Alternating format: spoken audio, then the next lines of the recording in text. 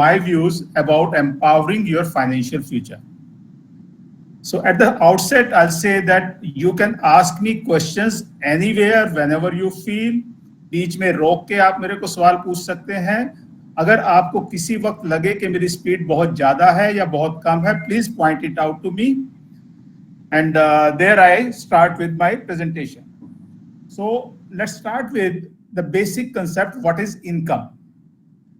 And what are the constituents of income? Our income is basically constituted of four kinds of income. First income is our skill-based income. When I say skill-based income, this is the skill and knowledge what we apply to earn money. That is जैसे कि आप लोग practice करते हैं, job करते हैं, medical practice करते हैं, तो वहां पे आप अपनी स्किल यूज करते हैं, अपनी नॉलेज यूज करते हैं, और जो इनकम वहां से होती है that is a skill based income. Skill based income जब पैदा होती है, उसके बाद आपके पास सेकंड सोर्स होता है इन्वेस्टमेंट इनकम का, which is a passive income. Skill based income में आपको एक्टिव होना पड़ता है, इन्वेस्टमेंट इनकम आपकी पैसिव इनकम का सोर्स बन जाती है. Third source is transfers. Probably ये शायद आप पहली बार सुन रहे होंगे कि ट्रांसफर भी कोई सोर्स ऑफ इनकम है, बट नॉर्मली जब आपको गिफ्ट मिलते हैं या इनहेरिटेंस में कोई प्रॉपर्टी मिलती है, वो भी आपकी एक इनकम का ही पार्ट होती है, वो आपकी वेल्थ को बढ़ाती है. सो ट्रांसफर्स भी एक सोर्स ऑफ इनकम है आपका. इसके अलावा कई बार गवर्नमेंट आपको कई तरीके की सपोर्ट देती है. फॉर एग्जाम्पल, कुछ लोगों को पेंशन मिलती है, कुछ लोगों को कहीं से एड्स मिल जाती हैं, गवर्नमेंट एड्स मिल जाती हैं, कोई गवर्नमेंट की स्कीम्स होती हैं जैसे कि old age pension scheme and others. So there are government supports also. So these are basic four constituents of income. You will notice in these four constituents कि आपके कंट्रोल में बेसिकली सिर्फ दो हैं. One is skill based income, second is investment income. Remaining two are not in your control. So in order to increase your income, you have to focus on these first two things. Okay? So once you know that what are the constituents of income, let's proceed further that how do we use this income?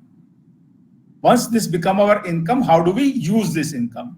So we use this income again in four classes of expenditures. One is the consumption. When I say consumption, it is our day-to-day needs. आपका रोटी, कपड़ा, मकान, आपका travelling, आपका enjoyment, आपकी hobbies, इन चीजों के ऊपर जो भी आप पैसा खर्च करते हैं, वो आपका कंज्यूम हो जाता है out of your income.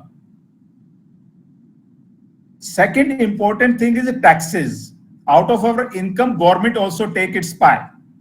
So those taxes also goes out of our pocket. Third is transfers. Transfers is the way it was our income. Similarly, it is our expenditure also. If we gift some money to someone, if we transfer some money to some of our dears and nears, that is also expenditure.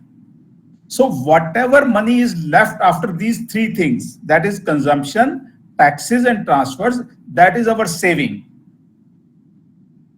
And this saving is used by us to invest our money. Till now, if there is any question?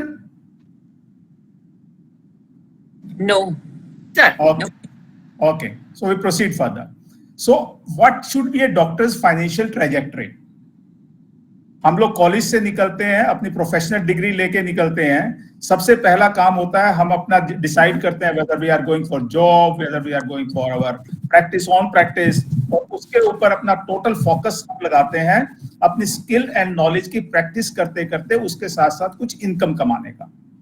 तो early career में हमारा basic source of income रहता है skill and labour driven. हमारा पूरा वक्त उसमें लगता है, हमारी पूरी एनर्जी उसमें लगती है, पूरी मेहनत उसमें लग जाती है. यहाँ के बाद जैसे जैसे हम आगे प्रोसीड करते हैं, मिड एज तक आते हैं. ये बोले रहता हूँ ये वाला. So mid and late career में जब हम पहुंचते हैं तो हमें ये is everything okay? Please mute कर दीजिए आप लोग सब. Madam Bhatia, please mute yourself.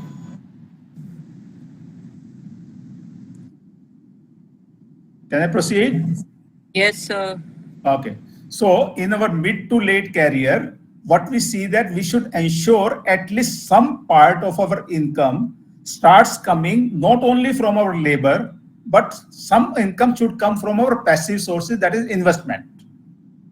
We must start it in our mid career, and then by the time we are at 60, we should make it sure कि हमारा इन्वेस्टमेंट पोर्टफोलियो इतना हो जाए कि चाहे हम काम करें या ना करें, हमारी डेली नीड्स हमारी इन्वेस्टमेंट से पूरी होनी शुरू हो जाए.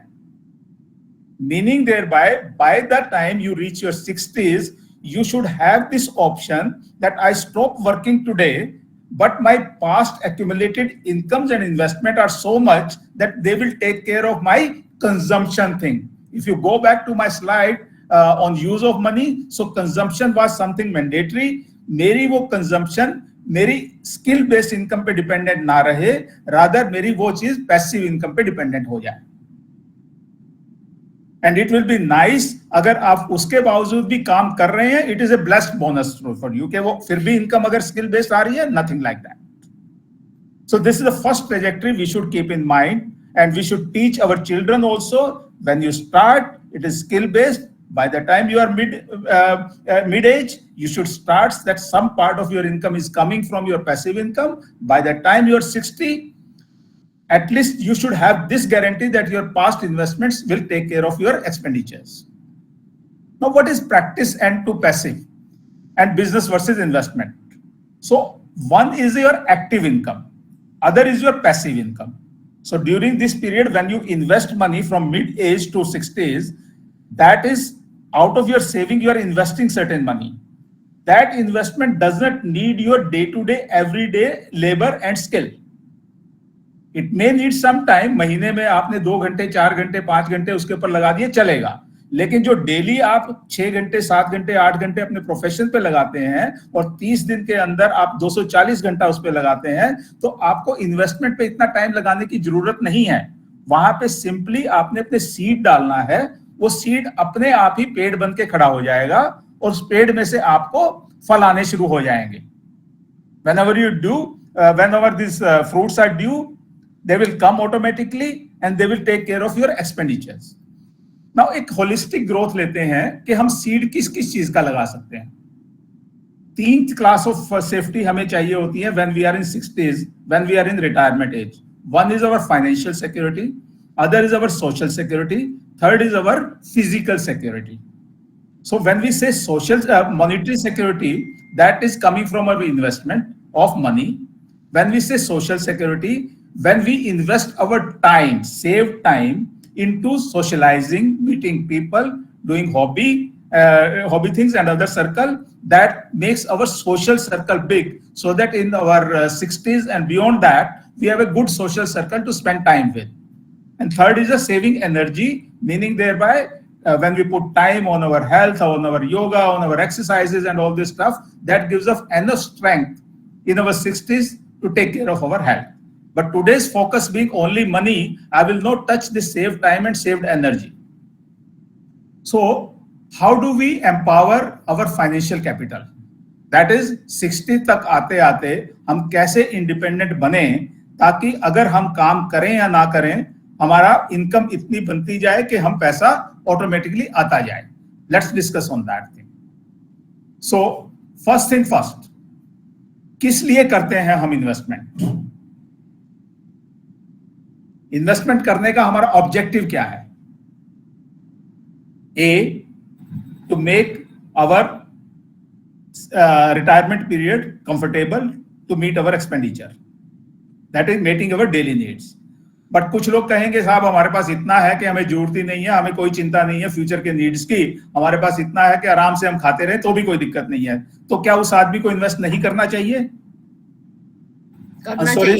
यस, स्टिल उसको भी इन्वेस्ट करना चाहिए, क्योंकि उसके बाद तब वो अपने डिजायर्स को अगर एक्सपेंड करता है, कोई फाइनेंशियल गोल्स बनाता है, those goals can be students children's education, that can be big travel plans, that can be big cars, big jewelries, whatever it may be. So if they want to fulfill their big desire, they can have a specific financial goal, and for the purpose of those specific financial goals, they can start investing on that thing. And third is wealth maximization. What is that? अगर हमारे पास इतना है कि हमारी needs भी पूरी हो रही हैं और हमारे स्पेसिफिक गोल्स का भी हमें पता है कि साहब हमें कोई चिंता नहीं है, हम गाड़ी जब चाहे ले सकते हैं, हम जब चाहे फॉरेन ट्रैवल कर सकते हैं, हमें कोई प्रॉब्लम नहीं है। उसके बावजूद भी एक इच्छा हमारी जरूर रहती है कि हम जब जाएं तो अपने बच्चों के लिए, अपने आगे रहने वाले लोगों के लिए कुछ ऐसा छोड़ जाएं कि वो हमें याद करें। That objective is a wealth maximization objective. So कभी भी जब आप इन्वेस्टमेंट करें तो आपके दिमाग में ये क्लियर होना चाहिए कि मेरा ऑब्जेक्टिव क्या है। That will help you to choose that where to invest, how to invest. Now, very common question that okay, हमने ये सब तो समझ लिया साहब, अब आप बताओ कि हम कहां पैसा लगाएं। The moment this question comes, your profession is the best profession to tell me कि अगर कोई पेशेंट सीधा आके आपसे पूछे कि जी मेरे को दवाई दे दो, तो सबसे पहले आप उससे उसके सिम्टम्स पूछेंगे, सबसे पहले उसका डायग्नोसिस करेंगे, उसके टेस्ट करेंगे, तभी आप उसको मेडिसिन दे सकते हैं। Can you give it straight way? Answer is no. So what we do, we have a clear diagnostic approach to decide what to invest, where to invest. And what are the tests we apply is, number one, define your objective. I think we have already discussed that what can be the objectives. So सबसे पहले आपका objective clear होना चाहिए कि आप किस लिए invest करना चाहते हैं. Second, determine your investment capacity. As I said कि एक आदमी की कैपेसिटी है 2 करोड़ रुपया, एक आदमी की है 20 लाख रुपया, एक आदमी की है 200 करोड़ रुपया. So there cannot be one size fit for all. 20 lakh रुपए वाले के लिए अलग प्लान मिलेगा, 20 करोड़ वाले के लिए अलग प्लान मिलेगा, 200 करोड़ वाले के लिए अलग प्लान मिलेगा. So you should know that what is your investment capacity, how much money you can easily invest. For example, अगर एक आदमी महीने में 5 लाख रुपया कमाता है, उसकी कंजम्पशन 1 लाख रुपया निकल जाती है और वो उसमें से अपने बच्चों के लिए 50,000 रुपया यूज कर देता है. 3,50,000 is saving, that is an investable fund with that person. So he should be clear कि मैं सिर्फ 3,50,000 रुपया ही सेव करूं. अगर उसने 5 लाख रुपया सेव करना शुरू कर दिया तो कहीं ना कहीं उसको शॉर्ट टर्म में अपनी इन्वेस्टमेंट बेचनी पड़ेगी अपनी कंजम्पशन को यूज करने के लिए. So you should be very clear that how much is the amount available to you for investment purpose. Next is assess your risk tolerance. When I say risk tolerance, कोई भी investment हम करते हैं तो वो एक एसोसिएटेड रिस्क के साथ आती है. No matter, even if you are putting money in a bank under FDR, believe me, only 5 lakh rupees of yours are only assured. Otherwise, many money put in banks is also on risk. If bank falls, your money falls. But we are sure, quite sure कि ऐसा होने वाला नहीं है. जैसे कि yes bank के साथ हुआ था. यस बैंक अगर दिक्कत में आया तो गवर्नमेंट ने उसको सपोर्ट दिया और उसको रोक दिया वहां पे. That is why we say that it is a less risky thing. Anyway, we'll come forward on that other slides. We'll discuss in other slides. So, जैसे भाभी ने कहा, जैसे डॉक्टर दिव्या सिंघल ने कहा कि हमें एक ही बास्केट में सारे अंडे नहीं रखने चाहिए. Meaning thereby, there are different class of assets. We should be clear that what are those class of assets, where should we distribute our investable funds ताकि सारा पैसा एक ही जगह हमारा ना चला जाए. वो क्या क्या क्लासेस हैं? The first class is financial assets. When I say financial assets, there can be shares, there can be bonds, there can be mutual funds, there can be FDRs. Second class is real estate. There can be properties, residential property, commercial property. You can have land, you can have apartments, and I will introduce you with one more opportunity to you that where you can invest your real estate money and commodities. When I say commodities, these are gold, silver, platinum, diamonds, and some people go invest in fuels also. So these are different class of assets. Now, how would you decide that how much money I should put in this thing? Internationally, historically, financial assets has given more return. Second comes real estate. Third comes commodities. So this is till now, this has been historical fact. But last 5 years, commodities in the shape of gold has reversed this thing. Gold is giving more return than real estate these days. So keep in mind that normal standard is financial asset, real estate and commodities, but short term here and there things keeps on happening. Now I'll introduce you that real estate में invest करना, suppose you decide कि मेरा कुछ पैसा real estate में जरूर होना चाहिए. It is very difficult in India, first of all, to identify real asset कि मुझे कौन सी प्रॉपर्टी लेनी है, उसके बाद उसकी लीगैलिटी, उसके लीगल डॉक्यूमेंट्स के बारे में, फिर उसके बाद उसका किराएदार ढूंढना, उसके बाद उससे किराया वसूल करना, उसको मेंटेन करना, ये सब चीजें करना किसी भी आदमी के लिए मुश्किल हो सकता है, more particularly for professionals like us, जिनका मोस्ट ऑफ द टाइम हमारे प्रोफेशन में चला जाता है. तब हम क्या करें? अगर मेरा मन है कि मेरा कुछ पोर्टफोलियो रियल एस्टेट में होना चाहिए, लेकिन मैं सब हैसल भी नहीं लेना चाहता, तो फ्रेंड्स मैं आपको आज इंट्रोड्यूस करता हूं एक नई प्रोडक्ट सरकार ने बनाई है. This is called REIT, REIT. Please note down, real estate investment trust. What happens that this is a totally SEBI regulated thing. It is daily listed in stock market. आपका लगाया हुआ पैसा सिर्फ प्रॉपर्टीज में जाता है और उन प्रॉपर्टीज से जो भी इनकम होगी वो इनकम अपना एक्सपेंडिचर निकाल के वो लोग आपको डिस्ट्रीब्यूट कर देंगे. And believe me, these are giving good returns, more than 12 to 15% since last 3-4 years. I personally am doing it. I'm experiencing this thing.